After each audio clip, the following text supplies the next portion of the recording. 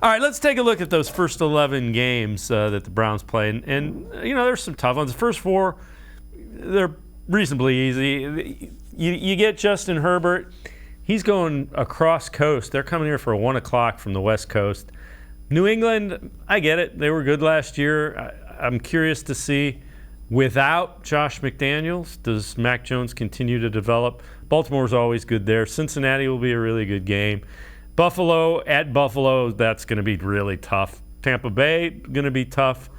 Miami, at Miami, that's, winnable. You look at that. I'm with you. It's not out of the realm of possibility that Brissett wins 5, 6, 7 games. I absolutely get that. And the other thing, the Bengals absolutely played really well. They went to the Super Bowl last year. There's usually a little bit of a regression when a team kind of jumps up from 4-12 and goes to the Super Bowl like they did. They usually kind of don't get the breaks in all of those games. Yeah, they were. I mean, there's numbers to indicate that they were an exceedingly lucky team last year. Now, again, I just point to the fact that at full strength, the Browns were able to beat the Bengals with a quarterback performance of around 200 yards and a touchdown. It's not different than what we expect from Jacoby Brissett. So it didn't take a Herculean effort, right? The Browns have been able to beat the Bengals, unlike any other team in AFC North when they have Jamar Chase and everybody rocking there at full strength. And partly because Myles Garrett is a problem for a lot of these teams. Like, he just creates massive problems for the Cincinnati Bengals. Same thing with Denzel Ward. So if the Browns go into that game healthy, I do think that's a winnable game for them just because of how well they match up defensively against them.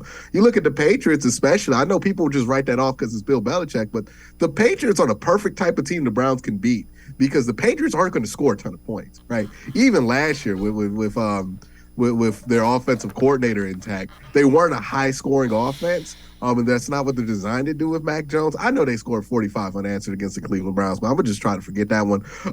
But in other games, they were not a high-scoring offense, right? So this is a team that if you lock in, play good defense against, it could be one of those field goals, squeak them out type deals. In Miami, I just say Miami because I have no idea what to expect out of Miami. I have no idea what to expect out of Tua, who they are from a week-to-week basis. Like, they have a new coach. I don't know what they expect from him. I think it's hard to expect one thing or another from them.